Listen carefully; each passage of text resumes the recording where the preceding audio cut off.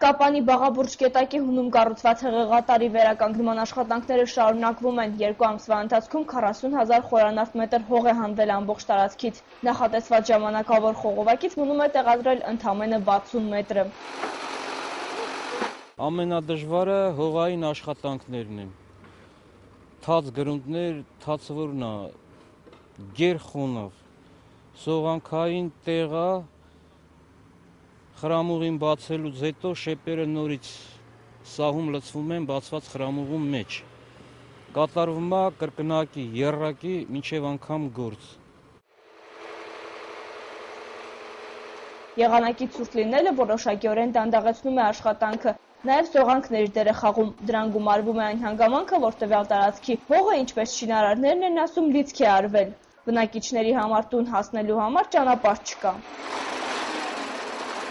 Երկաթյաշիտերը դրած տեխնիկաների տակ, որպեսզի կարողանան տեխնիկաները տեղաշարժվել։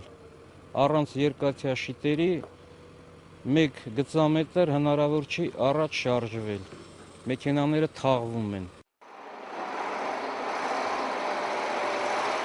Հեղեղատարը կառուցվել է 60-ից ավելի երկաթբետոնյա օղակների վրա, դրանցից մեծ մասը շարքից դուրս է եկել։ Նախագծով նախատեսվում է գլխամասային հատվածում տեղադրված երկաթբետոնյա օղակները նորոգել։ Այդ լոգերի հանելն էլ է շատ դժվար, քանի որ երկաթբետոնից է պատրաստված, արմատուրաներ կա բետոնի մեջ, պետք է բացվի հողից,